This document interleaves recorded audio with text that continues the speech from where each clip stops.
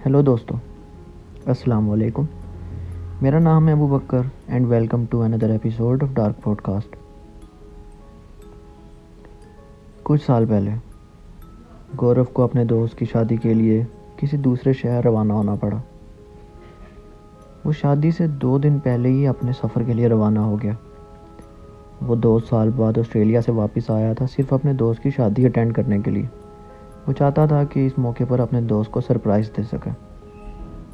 उसने और उसके दोस्त साहिल ने अपना बचपन एक साथ गुजारा था, लेकिन पढ़ाई के लिए गौरव के माँ बाप ने उसे बाहर ऑस्ट्रेलिया रवाना कर दिया। और अब 2 साल बाद गौरव सिर्फ साहिल की शादी के लिए वापस इंडिया आया था।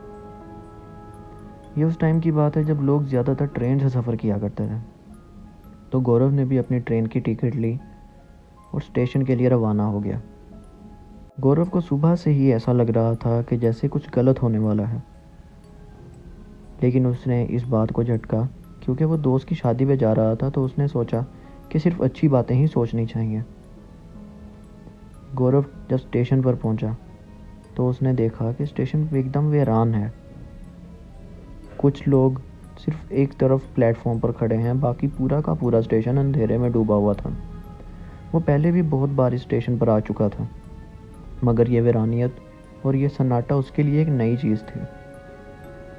फिर उसने अपने आप को ये कहकर तसल्ली दी कि शायद ये रात का टाइम है तो इस वजह से लोग कम हैं। गौरव ने अपने लिए बिजनेस क्लास बोगी बुक की थी। वो जानता था कि यहाँ से साहिल के घर का सफ़र बहुत लंबा होने वाला है।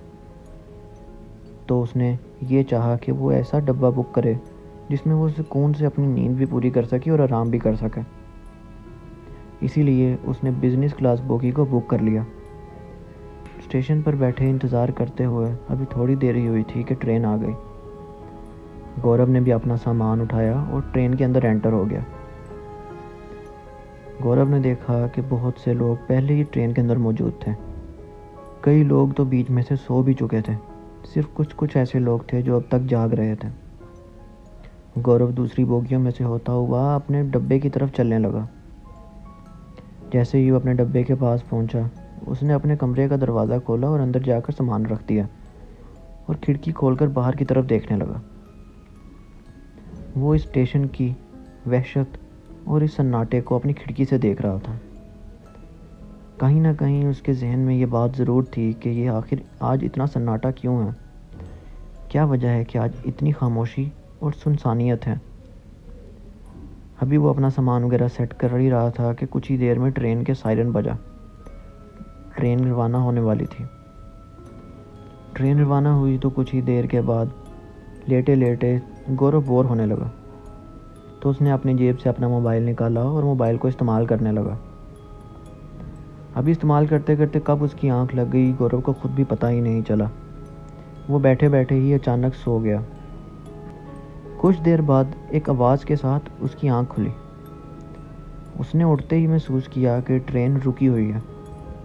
पहले तो उसने ये समझा कि शायद ये कोई स्टेशन है जहाँ पर ट्रेन स्टे कर रही है, मगर जब उसने अपनी खिड़की से बाहर देखा तो बाहर सिर्फ अंधेरा ही अंधेरा था। गौरव की निगाह जहाँ तक जा रही थी उसे सिर्फ वहशतनाक अंधेरा ही नज़र आ रहा था। यह देखकर वो भी एकदम से हैरान हो गया। उसने खिड़की से अपना मुंह बाहर निकाला और दाएं और बाईं तरफ देखने लगा, मगर उसे बाहर कुछ भी नज़र नहीं आया। उसने वापस अपना मुंह अंदर किया और अपने बेड पर बैठ गया और फिर से मोबाइल इस्तेमाल करने लगा। वो समझ रहा था कि ट्रेन में कोई ख़राबी आ गई है जिस वजह से हमें रुकना पड़ा है। अभी वो मोबाइल इस्तेमाल कर ही रहा था कि उसे खिड़की के बाहर से किसी लड़की के गुनगुनाने की आवाज़ें आने लगी। वो हैरान हुआ कि ये इस टाइम कौन गुनगुना रहा होगा, मगर वो गुनगुनाने की आवाज़ इस कदर उसे भाई कि उसका दिल ललचाने लगा कि वो बाहर जाए और देखे कि कौन ये गुनगुना रहा है। वो गुनगुनाने की आवाज़ लगातार उसे आती जा रही थी। इससे मजबूर होकर उसने अपना मोबाइल साइड पर रखा और बाहर की तरफ अपने कमरे से निकल पड़ा। वो चाहता था कि वो बाहर निकल कर देखे कि ये आवाज़ आखिर कहाँ से आ रही है और कौन है जो इतनी सुरीली आवाज़ में गुनगुना रहा है। वो बाकी डब्बों में से होता हुआ बाहर एंट्रेंस की तरफ जाने लगा, जहाँ से ट्रेन के बाहर निकला जा सकता था। अभी वो ट्रेन से बाहर निकलने ही लगा था कि उसे अपने पीछे से एक बूढ़े आदमी की आवाज़ आई बूढ़ा आदमी उसे कह रहा था, अरे बेटा, इस टाइम बाहर कहाँ जा रहे हो? ये सुनकर गौरव ने कहा कि वो बाहर कुछ आवाज़ आई है, मैं वो देखने जा रहा हूँ। गौरव चाहता था कि वो गुनगुनाने की बात उसे ना बताए। इस पर फिर से बूढ़े शख्स ने कहा, बेटा, इस सन्नाटे में आवाज़ कैसी है?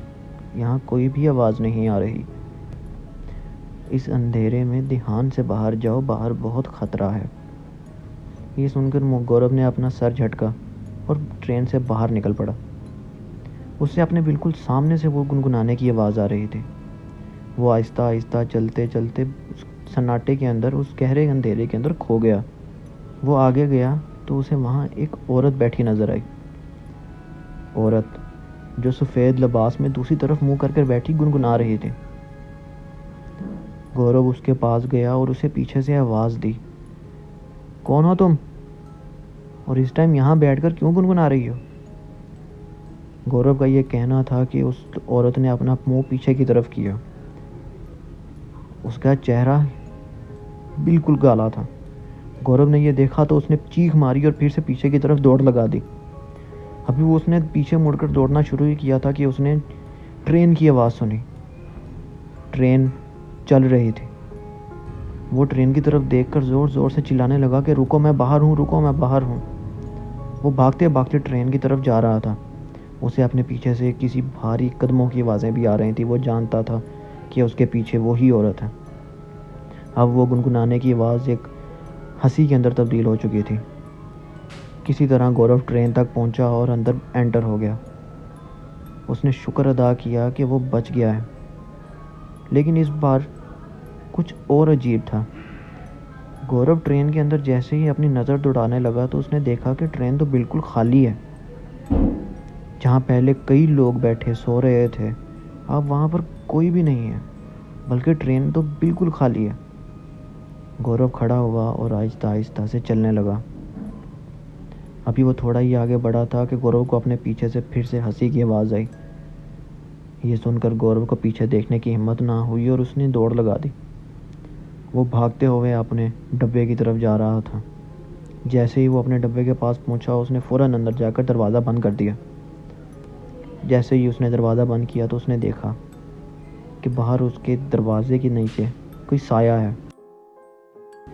उसे अपने दरवाजे के ऊपर किसी चीज़ के नाखून से खुरेदने की आवाज़ें आने लगीं। वो डरा सहमा अंदर बैठ गया। ट्रेन अपनी पूरी स्पीड में चल रही थी। एकदम से किसी ने दरवाजे को ज़ोर से खटखटाया। गौरव ने जब आवाज़ दी कि कौन हो, कौन है बाहर, तो बाहर से सिर्फ वही हंसी की आवाज़ आ रही थी। कुछ देर गौरव अपने बेड पर दुबक कर बैठा रहा तो उसने महसूस किया कि वो चीज़ जो अब दरवाजे के बाहर खड़ी थी अब नहीं है वहाँ पर। इतने में ही गौरव को अपनी खिड़की के ऊपर किसी का ज़ोर से टकराने की आवाज़ आई। उसने डरते हुए जैसे ही खिड़की की तरफ देखा तो वहाँ एक हाथ जो खून से लदा हुआ था, उसके निशान थे। गौरव ने यह देखा और फ़ौरन से अपना दरवाज़ा खोला और बाहर की तरफ निकला। जैसे ही वो बाहर निकलने लगा, उसका पाँव उस दरवाजे से अड़ा और वो नीचे जा गिरा और बेहोश हो गया। कुछ देर बाद गौरव को जब होश आया तो उसने देखा कि वो सब लोग उसके पास खड़े हैं और उससे पूछ रहे हैं कि तुम्हें हुआ क्या था। गौरव ने वो सारी बात उन्हें बताई तो उन्होंने बताया कि अरे, तुम तो हमारे सामने यहाँ से गुजरे हो। हम सब ट्रेन में ही थे, हम सब अपनी जगह पर ही थे।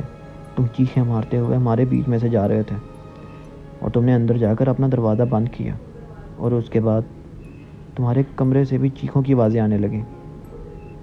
अभी ये बात वो उन्हें बता ही रहा था कि गौरव को दोबारा से हंसी की आवाज़ आने लगी।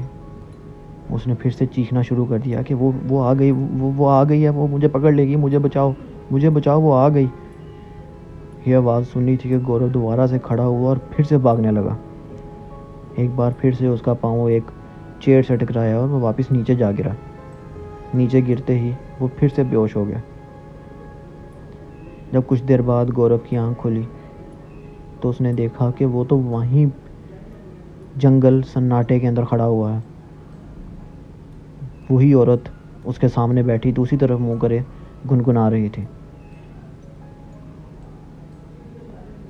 उसने औरत को आवाज़ ना दी और पीछे मुड़कर देखा तो पीछे ट्रेन भी ना थी। वो जान चुका था कि वो एक बहुत ही बुरी चीज़ के अंदर फंस चुका है। उसने जैसे ही पीछे देखा तो वहाँ पर औरत भी अब मौजूद नहीं थी। वो औरत भी वहाँ से गायब हो चुकी थी। यह देखना था कि गौरव ने फिर से दौड़ लगा दी और भागने लगा। वो ज़ोर ज़ोर से मदद की आवाज़ें लगाता भाग रहा था, लेकिन उस दिन के बाद से आज तक गौरव को किसी ने नहीं देखा।